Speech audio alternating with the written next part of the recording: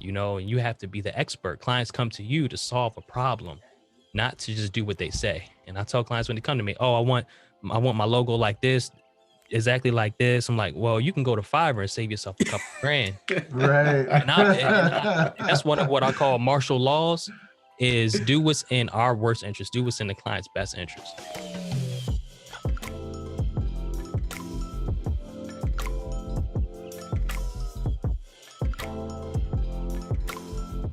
Hey man, how's it going?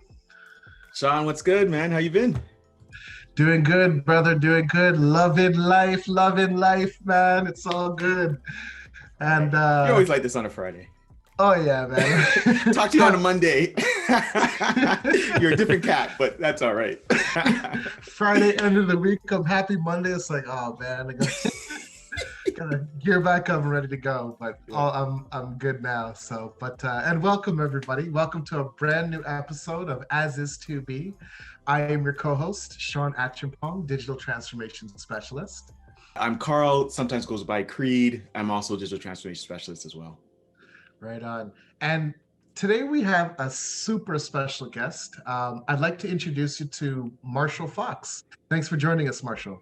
Hey, I'm happy to be here. Thank you both for having me. I've been looking forward to this interview for a while, so thank you. Awesome, as have we. And for our audience, I want to spend a few minutes to tell you guys a little bit about Marshall.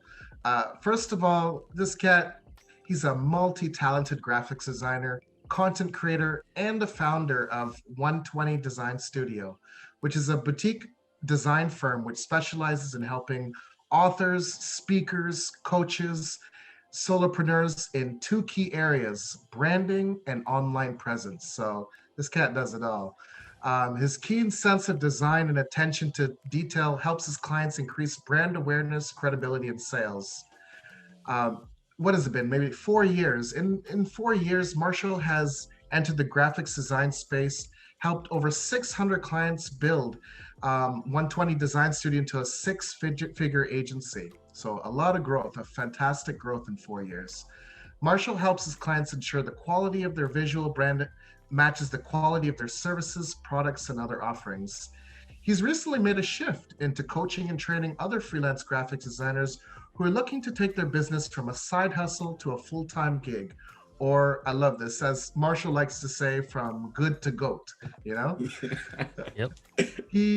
He also recently started a YouTube channel where he shares productivity, mindset, business tips, tools, and techniques for freelance graphics designers.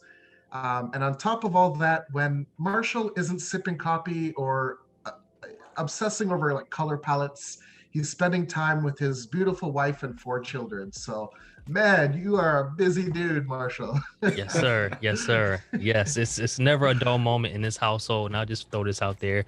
9 times out of 10, you will hear my kids in the background. So just know it's a full house.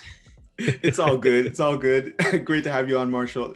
Truth be told, I just gave the announcement to my kids saying, hey, I'm recording right now because they're playing video games. So, hey, it's all good.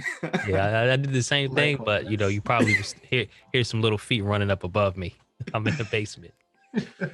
Sean's the same way, right, Sean?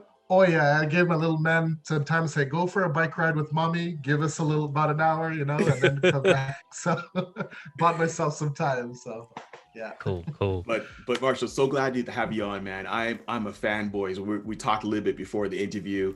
I saw you on your YouTube channel, and right from there, I was like, okay, I am totally intrigued. So I'm definitely going to unpack that. And word of warning, when you're answering my questions, I might interrupt and say, okay, tell me some more, right? I might dive into that some more. Okay. But let's start with your journey, right? You being a graphic designer and starting your company 120. I like to hear more about that. And then I promise you, I'm going to ask you more about the YouTube and your other modes of communication. So can we unwrap that? What was your journey like?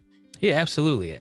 So I'll just throw this right out there. My wife pushed me into this space. She saw something in me that I didn't see, to be quite frank. She recognized the gift that I had, and she recommended that I even get into graphic design. So just a little bit of my background. So brand around 18 or so, 19, my wife, who was then my girlfriend, got pregnant. You know, I had something to do with that, of course. So I dropped out of college. I got a job at Target. It was in inner city Baltimore. It was a high risk store, of course, high risk area, as security. I was 120 pounds soaking wet, but I was top flight security in that Target. But fast forward, I kind of worked my way up into management. I spent some time at their investigation center, but then I went over back into a store and became manager of loss prevention. So I was there for about 5 years. So my background was kind of in the private sector, loss prevention, asset protection type of space.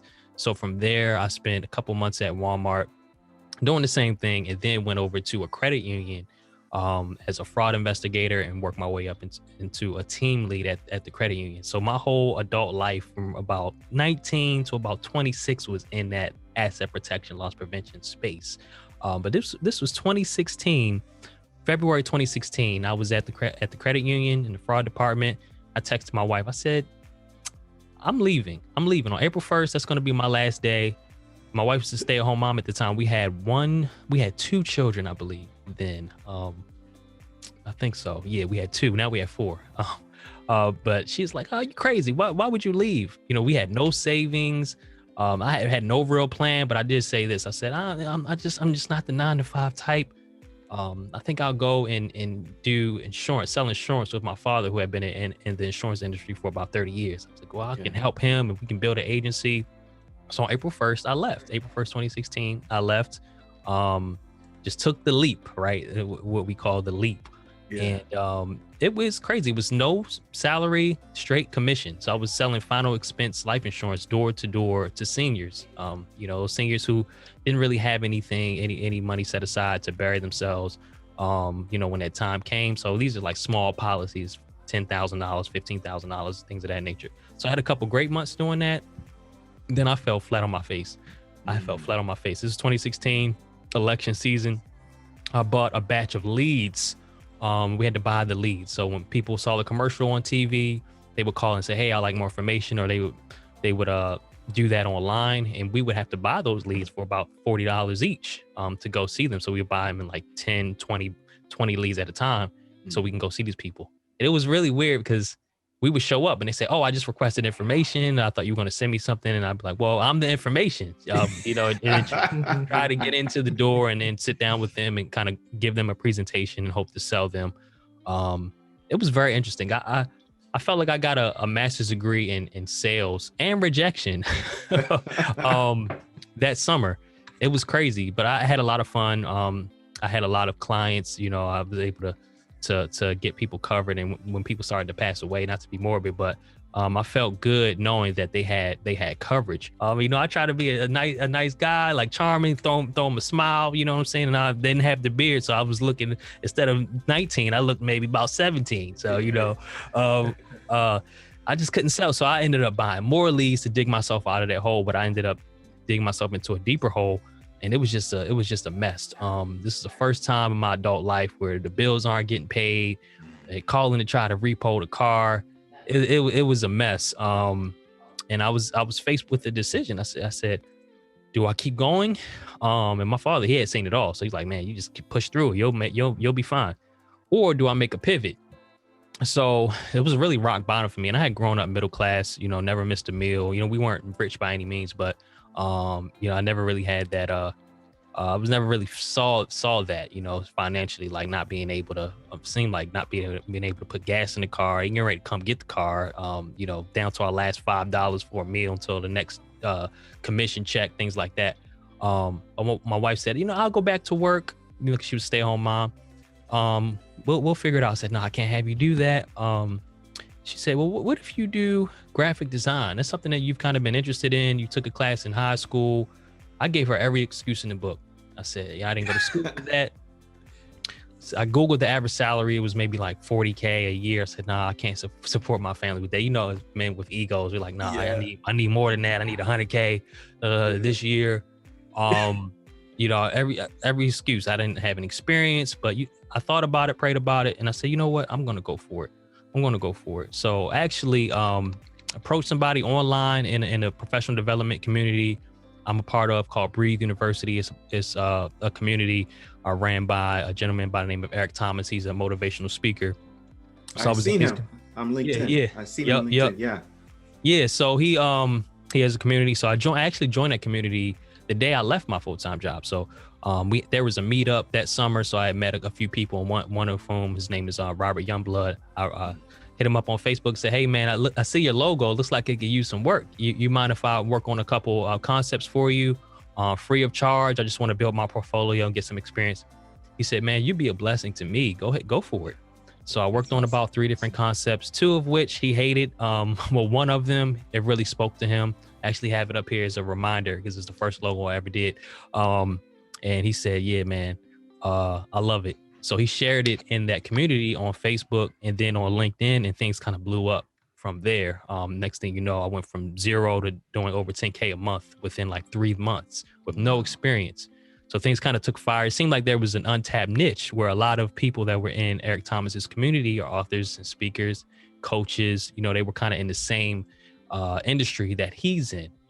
So it seemed like they had no real option for high quality graphic design for the types of things that they needed, whether it was websites, business card design, book cover design was a big one at the time. So I started doing those types of projects, and those initial clients, they really helped me figure things out because I didn't really know how much to charge. I didn't really use contracts and have a solid process. So I was figuring all of that out with those initial clients, and they were along for the ride. So I'll never forget them. But yeah, that's kind of how I got my start in this space. And since then, like you mentioned earlier, we are a 6-figure agency. By the grace of God, I was doing that from year 1. And, I have kind of a small team now, but it's mostly just me. And I like to keep it lean because I've been feeling a pull to get into training and content creation, which I know we'll talk more about. But I'm like, okay, I can have more impact doing the training and content creation, or I can try to scale 120 design studio as big as possible. And I decided to move more into training and content creation. So a lot of the other graphic designers that are in this space, especially the Black and brown graphic designers, they can have the information that I've been able to use and apply to my business to have a successful career as a freelancer, as a one-man band.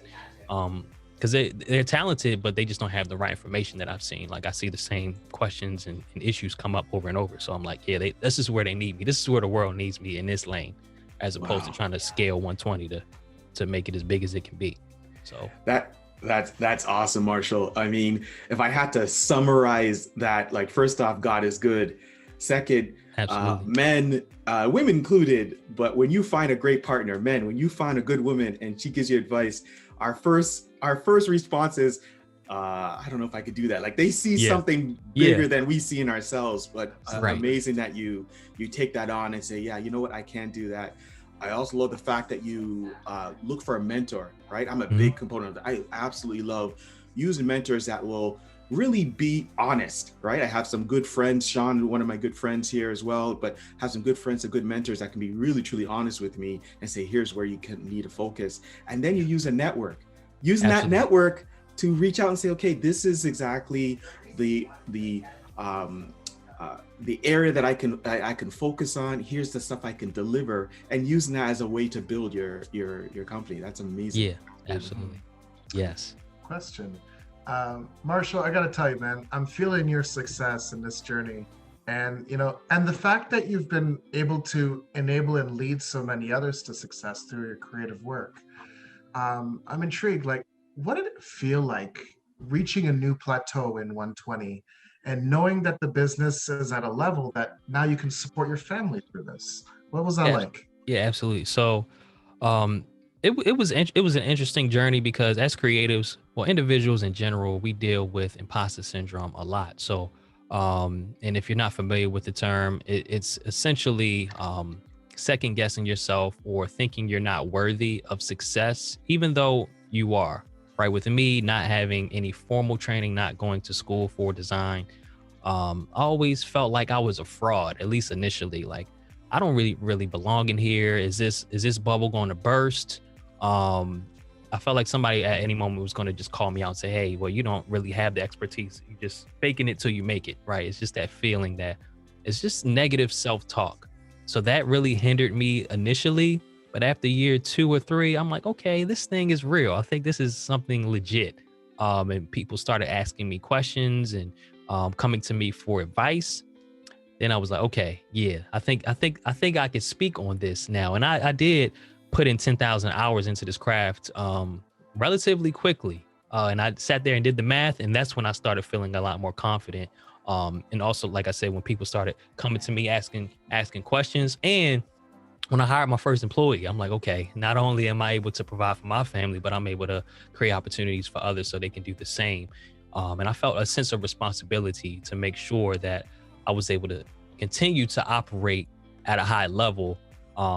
So of course my family can eat and others' families can eat as well. So imposter syndrome still creeps in from time to time, but I'm at a point right now where it's like I'm focused on the impact. So with that at the top of my mind and as the goal, everything else kind of falls into place. You know, those limiting beliefs and that negative self-talk, you know, I deal with that a lot less because I'm focused on a greater mission right now. Yeah, I like the fact that you mentioned imposter syndrome creeps back in from time to time, because that's so real. Like no matter what experience you gain, the 10,000 hours of experience, you feel like if someone gives you an offer, you're almost surprised sometimes. Or if someone gives you a compliment on your expertise, you're almost surprised sometimes. Like, really? Oh, okay, I guess so. So yeah, it is a struggle. I have to admit, it is a struggle, and great for you to say that. And I'm sure our audience feels that the same way. Um, from you, looking from the outside in, I see you as an expert long before maybe you see yourself, because I saw one of your videos. I saw your YouTube video, and it spoke to me in such a way.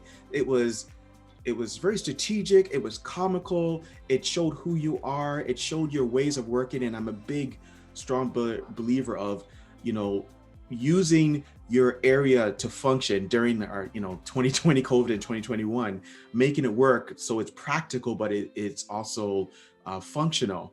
So Right. tell me about the things that you lean on. So I know you're a big component of eCam. I really love eCam as well. Tell me about your YouTube video, what tactics you use, I guess learning to make your business that you lean on to go down that stream, any methodologies or tactics that's useful that our audience could be interested as well. Yeah, absolutely. So there are a few things, because I have a couple different audiences, of course, like one of which are my clients for design. So there are a bunch of tactics I use with them, and I could kind of talk a little bit about that. So when it comes to all design, and this is something that I also teach the designers that I mentor, is you just want to make sure that you create something that is simple, it's memorable, it's timeless, versatile, and appropriate. And a lot of what I do is for personal brands. So let's say I'm working with a personal brand client. We'll usually start with like a brand strategy session and then work on their logo. So, and then the logo serves as the anchor. It's the foundation. It's the cornerstone. It's like the bedrock of their, what we call a design language. So if the logo is done appropriately, using those criteria, simple, memorable, timeless, versatile, appropriate, and of course, unique, then everything else kind of falls into place. And we're going to want to create a consistent design language. So a lot of the times when clients come to me, their brands are all over the place, or they may have a cool logo, but the rest of everything else will be all over the place. But if we adhere to that criteria, everything else kind of falls into place, and it's a lot easier. So I tell clients the logo is the hardest thing, but once that's done, we're able to easily create a nice design language. So that's just a consistent look and feel across all of your touch points, whether it's your website or your social media or your email blasts, any marketing materials. You just want to have a consistent look and feel, because we're creating a visual brand. You already have a brand, right? But a visual brand or your digital brand, it's just your digital reputation. It's what people say about you. It's what people think about you and your business, and the experience that you create for them, and the feeling that you leave them with. So everybody has a brand, whether you know it or not. You know, you have a reputation, but your visual brand is usually your digital reputation. So so that's one of the staples that I use for my design business, because it's taken me a while to figure out, like, oh, well, it's simple, you know, it's easy, just simple, memorable, timeless, versatile and appropriate. We just follow that, and everything else kind of falls into place. But people don't realize that, you know, they're kind of shooting from the hip. They're all over the place with it. They may create a logo that, and this is, I don't want to jump around, but a logo should identify you or your business. It shouldn't have to explain, right? So why isn't Walmart's logo a shopping cart? Why isn't Target's logo a shopping cart? Because it doesn't have to be. You know, people know, okay, Target, if you just look at the logo and you didn't know anything about the company, you wouldn't know what it was. Like, you wouldn't know, like, if it was a clothing store or a department store, but it's just meant to identify. It's not meant to explain. You don't have to tell a whole story in your logo. So that's an area where I see a lot of designers go wrong, and a lot of individuals or people who are looking to brand their businesses go wrong. They think they have to tell a whole story. They think the logo has to have a whole bunch of sentimental value. As long as it doesn't fly over the head of your target audience, you're usually in good shape. Something that I recommend, if you are somebody who is looking to have your logo done, just make sure that you really take the time to unpeel the demographics and psychographics of your audience.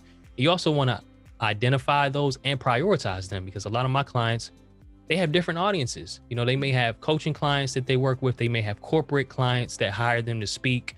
You know, they may have a community that they kind of lead, and you know, they're stewards of. So you want to identify your audiences and then prioritize them to make sure that you're crafting something that doesn't fly over their heads. It doesn't have to like spark a feeling within them just by the logo. It doesn't have to do all this stuff. It's just doesn't have to fly over their heads. It has to be something that they can get and understand right away, and something that doesn't make them ask too many questions like, oh, what does that mean? I wonder what that is. What is, you know, you don't want them to do that. If they're asking too many questions, then you failed. So as long as it's simple, memorable, timeless, versatile, and appropriate, it doesn't fly over their heads, you've done a good job. So that's on the client side, right? And that kind of goes along with my other audience, which are designers who I'm looking to mentor. I teach that to them as well, because once they're able to create designs with those criteria in mind, everything else becomes easy. If I can ask another one, the way that you were able to come to that epiphany about the methodology, those are your learnings. Like, when you're teaching now everyone else, would you want them to go through the same, you know, I'm not gonna say trials and tribulations, but the same experience? Like, maybe ask another way. If you had to do this all over again, would you do it differently to get to where you are? Would I do it differently? I wouldn't. And I've been through a lot. Like you mentioned, I have over 600 clients. And everything that I've been through, it's put me in a position where I have that level of experience and credibility right now. Like, I've been through it all. Like, scope creep, I had one project that lasted 2 years because I didn't clearly define the deliverables, the timeline, the things of that nature. So I kind of had to bite the bullet and just know, okay, going forward, I'm going to make sure all this is in my contract. It's clearly defined. All the deliverables are clearly defined, so there's no confusion. So I got my battle wounds in this space, you know. And now, having been through all of that, I'm able to operate differently and tell people, okay, these are the things that you want to look out for. But to be honest, this craft is very mentally exhausting. Coming up with designs over and over, answering to about 10 to 20 people, depending on how in demand you are at any given time. And I've had to learn to say no, because I'm my personality type. I want to say yes to everybody, and I want to, you know, I don't want to rub people the wrong way. You know, I don't want to disappoint. But at one point, I was working on 20 projects at a time.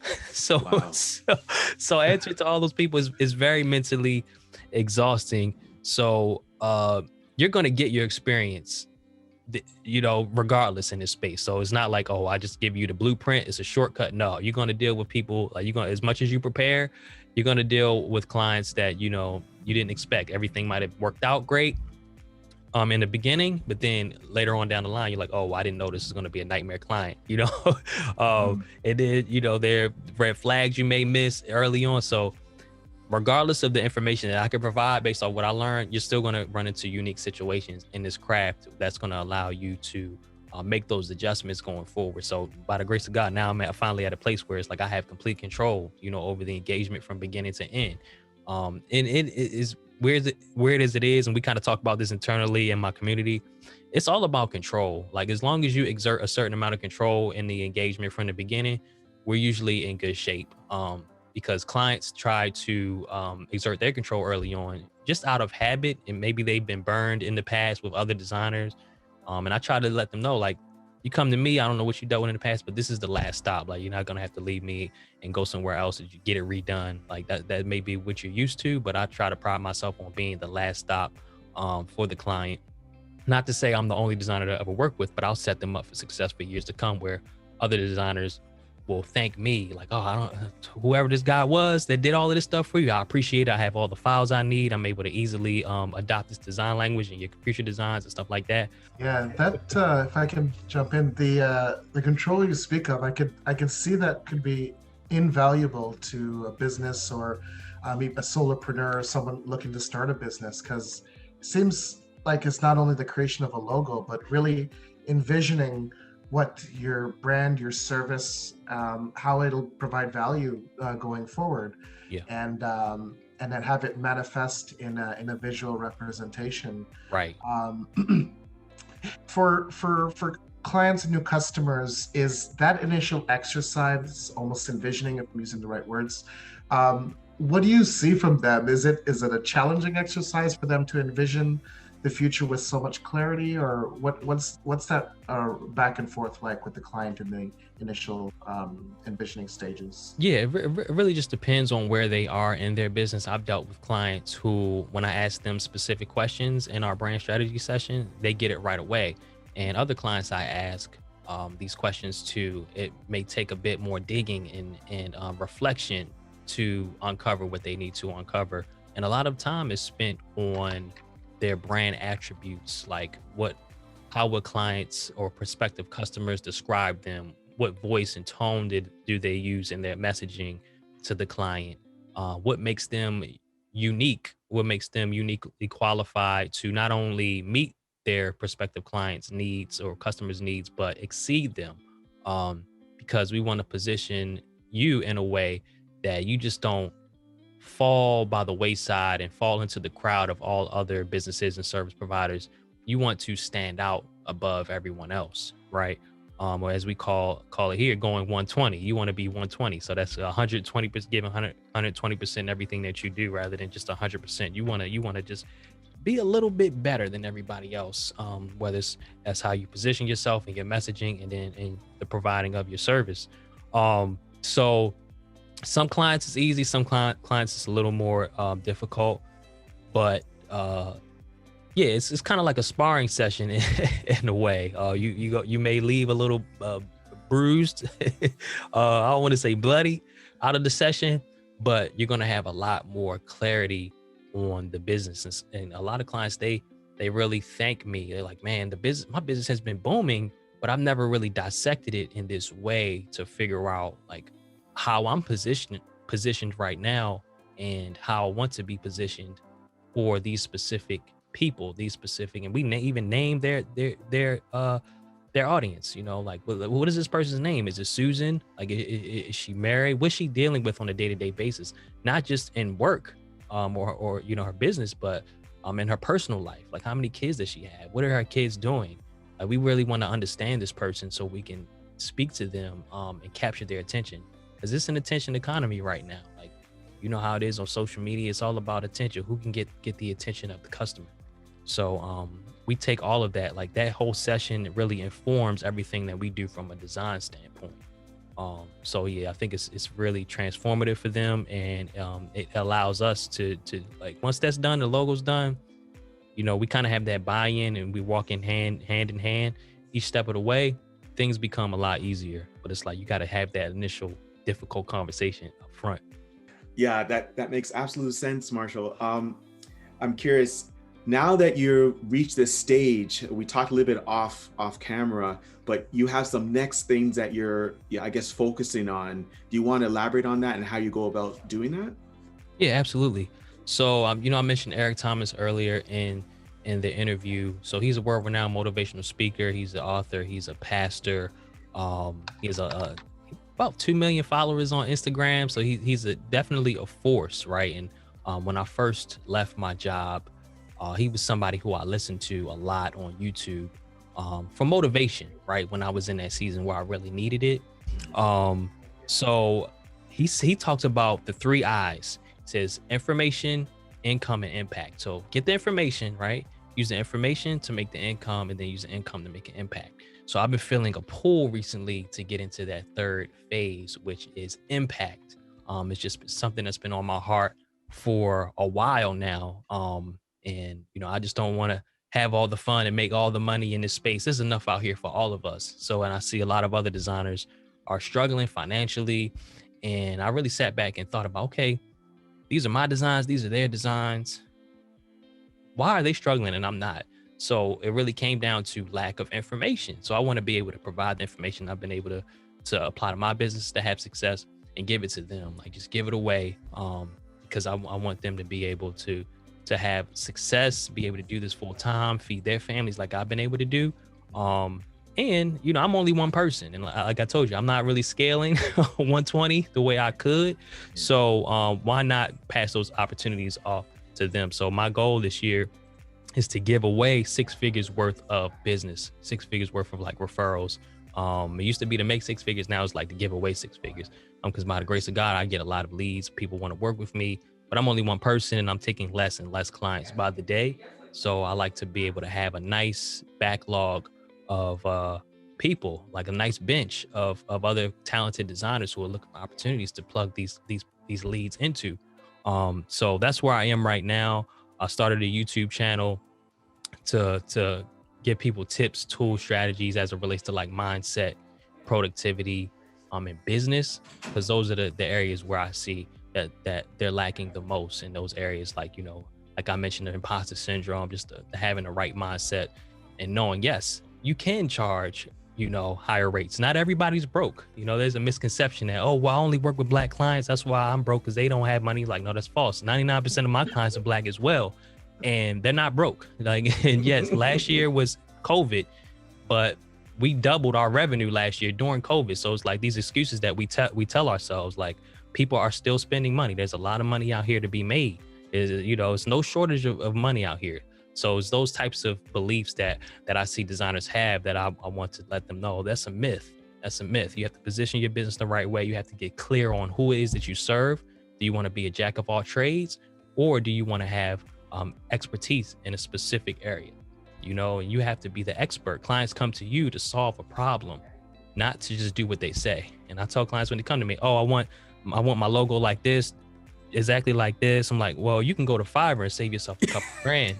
Right. And that's what I call martial laws, is do what's in our worst interest, do what's in the client's best interest. If you already know what you want on your logo and that's what you're sticking to, I'm not just going to take your money and do it, even though I could. I'm going to send you to a better fit for you.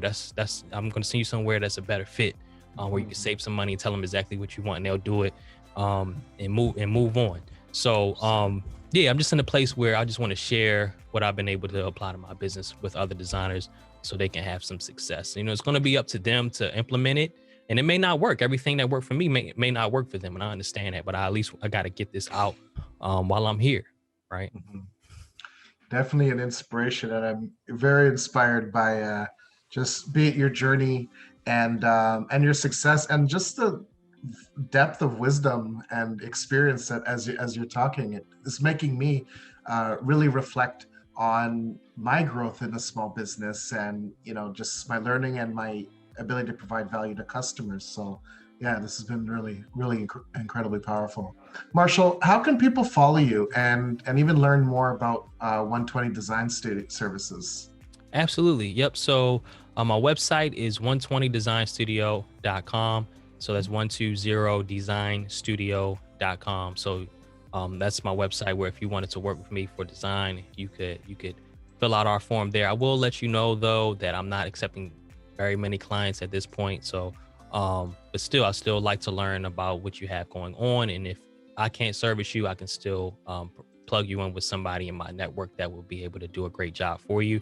And also, you can find me on YouTube primarily. I'm not really active on Instagram or Facebook. But if you wanted to follow me on Instagram, it's just Marshall Fox. It's MarshallFall. FOX. So 2 L's on Marshall, 1 X on Fox. And then on YouTube, it is youtube.com/MarshallFox120. Or I also bought a domain, youtube.com, but it's spelled how I pronounce it since I'm from Baltimore. It's YEWTEWB.com. That's so funny. So that'll take you right to my channel.